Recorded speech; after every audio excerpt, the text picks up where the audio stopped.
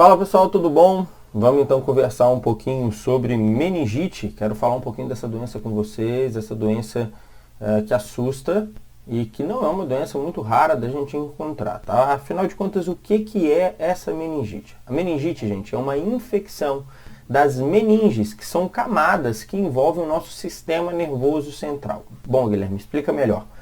Vamos colocar que isso aqui seja o seu cérebro, tá? A meninge, ela é uma camadinha que envolve o seu cérebro e a medula.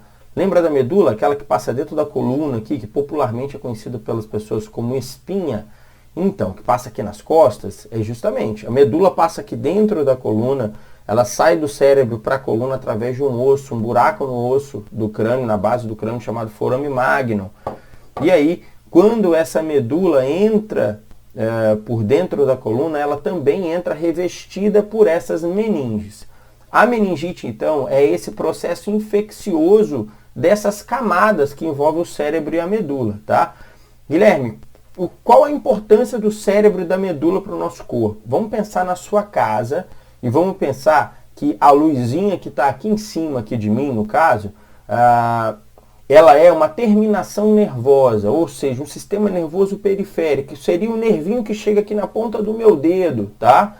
A medula, então, gente, é a caixa de disjuntor que comanda a energia que sai para todas essas lâmpadas e tomadas, ou seja, na medula eu mando mensagem para todos os nervos que estão na periferia do meu corpo, no dedo, na mão, nos pés, enfim. E o nosso cérebro seria o transformador do poste, que manda energia para dentro para dentro da caixa de disjuntor e daí é distribuído para o resto do corpo, tá? Então essa é a importância, a suma importância do sistema nervoso central, do cérebro e da medula para o funcionamento do nosso corpo. Por isso, infecção de meningite é uma doença tão importante que tem que ser levada com muita seriedade. A infecção das meninges, a meningite, ela pode acontecer por 3 micro-organismos, basicamente, tá? Bactérias, vírus e fungos, sendo que as bacterianas e as virais são as mais prevalentes, as mais comuns da gente pegar ali no pronto-socorro, tá? Basicamente, gente, os primeiros sintomas da meningite, eles vão passar como se fosse uma virose mais forte ou uma gripe um pouco mais intensa. Vai dar muita febre, pode dar dor de cabeça, vômito em jato. E vômito em jato não é o vômito do exorcista. Vômito em jato é um vômito não precedido de enjoo. A pessoa não tem enjoo antes e faz aquele vômito explosivo, pofo, né? Sem ter náusea, sem ter enjoo antes de ter esse episódio de vômito. Além disso, dores no corpo, enrijecimento de nuca. A pessoa tem meio que uma torcicolo, não consegue mexer a cabeça de lado e fica com uma dificuldade extrema de encostar o queixo no peito.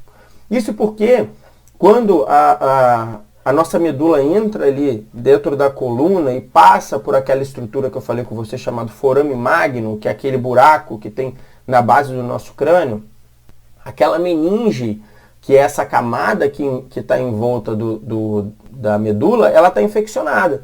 Então, em tudo que você mexe, é como se você estivesse mexendo em alguma infecção, você estivesse mexendo em algo inflamado no seu corpo, que de fato está. Então, você vai sentir dor. Então, o teu corpo faz um sistema de autodefesa e enrijece a musculatura, dificultando essa movimentação, tá? Diante de qualquer um desses sintomas, gente, febre intensa, dores de cabeça, vômito em jato, enrijecimento de nuca, tem que levar para o pronto-socorro. Guilherme, eu só levo para o pronto-socorro quando eu tiver todos esses sintomas? Não. Se você sabe que na sua cidade estão tendo surtos de meningite, ou se você viajou para algum lugar que teve surtos de meningite recentemente, algo do tipo, é importante que você vá ao pronto-socorro. Diante de qualquer fator do tipo, teve uma febre muito intensa, porque, gente, a população mais suscetível a pegar meningite são as crianças, fato. Mas isso pode acontecer em qualquer idade, tá? Principalmente se o indivíduo não for imunizado, se ele não tiver vacinado contra a meningite. Mais para frente um pouquinho eu vou falar de vacinas com vocês. E a meningite ela é passada pelo ar, assim como a gente pega uma gripe, assim como a gente pega uma pneumonia, ela é passada por gotículas e aerosóis. Então, a gente acabou de sair de um quadro de restrições maiores da pandemia. A ideia da gente não estar em ambientes fechados por um longo período, estar sempre num ambiente mais arejado, evitar o contato com pessoas que estejam sintomáticas, que tenham algum quadro de sintoma. Isso é fundamental, mas isso não é fundamental só para o Covid, isso é fundamental para qualquer doença infecciosa, certo? Qualquer doença que tem um agente etiológico, que tem um vírus, bactéria ou um fungo, é importante essas medidas que a gente vivenciou tanto agora diante dessa questão da pandemia. Diagnóstico disso, gente, é feito através de avaliação médica. Então, se você tiver esses sintomas, não adianta você ficar em casa tentando bater cabeça, tentando, não, vou tratar aqui. Primeiro, tratamento de meningite, na grande maioria das vezes, é feito dentro de ambiente hospitalar, tá? Quase 100% dos casos é em ambiente hospitalar. Então, é uma situação onde você apresentou sintomas, precisa ir direto ao pronto-socorro para que haja diagnóstico. O diagnóstico vai ser feito desde exame clínico até exame da punção de líquor, que a gente tira um líquidozinho que passa ali na coluna para poder avaliar isso melhor. Exames de imagem, como tomografias e ressonâncias. São vários os fatores. Exames laboratoriais, obviamente, né, de sangue. São vários os exames que podem nos auxiliar nesse diagnóstico. Mas o fundamental é que você chegue ao pronto-socorro, tá? E vamos colocar só um adendo aqui. Não adianta teimar em casa. Eu não gosto de médico. Que não sei o quê. Eu não queria ir no pronto-socorro. Gente, se não for, vai dar problema. Não é uma doença que autolimitada. Na grande maioria das vezes, o quadro agrava se não tratado de forma correta. E a gente precisa lembrar que a meningite não tratada leva a óbito.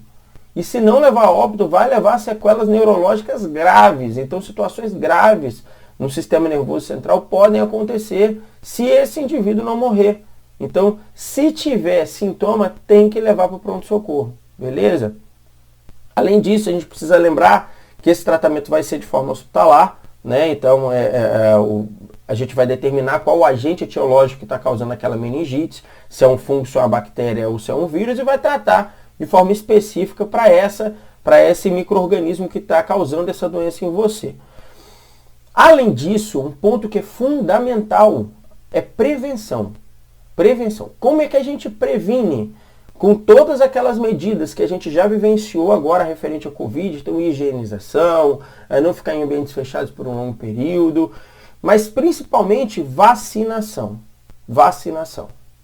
Coisa que a gente também está aprendendo agora, né? Então, que a gente está vivenciando ainda mais. Aprendendo não, coisa que a gente está vivenciando ainda mais agora. Algumas pessoas estão aprendendo agora, né?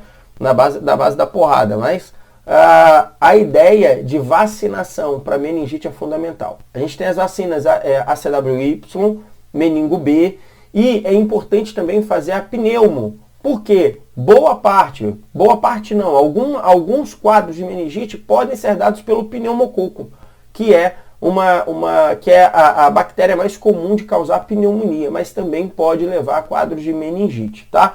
Então, vacina ACWY, meningite B e pneumococo são as vacinas que vão auxiliar na prevenção do quadro de meningite.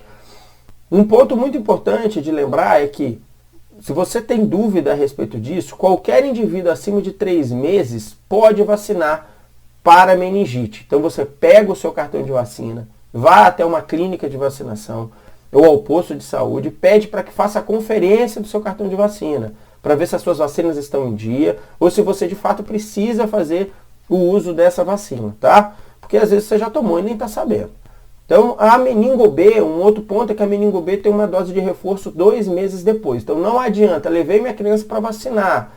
Doutor, mas a enfermeira não me falou nada. Não interessa. Mas que ela não tenha falado nada, você vai tomar a primeira dose, 2 meses depois, você precisa voltar lá na clínica para ela fazer o reforço da meningite B. Tá bom? É a meningite B que precisa fazer reforço em 2 meses. Depois da primeira dose tem que fazer 2 meses depois do reforço. A CWY só 5 anos depois. Tá bom? Então é isso. Falamos de meningite, que é uma doença que não é uma doença absurda se diagnosticada e tratada a tempo, mas é uma doença importante e que, se negligenciada, se torna algo muito grave, com morte ou sequela desse paciente, tá? Então é isso. falamos sobre meningite. Espero que esse vídeo tenha ajudado vocês. Faça seus comentários aqui embaixo ou mandem um direct para mim lá no Instagram para que a gente possa continuar esse nosso bate-papo ou tirar outras dúvidas de vocês, tá bom? É isso, tamo junto, valeu!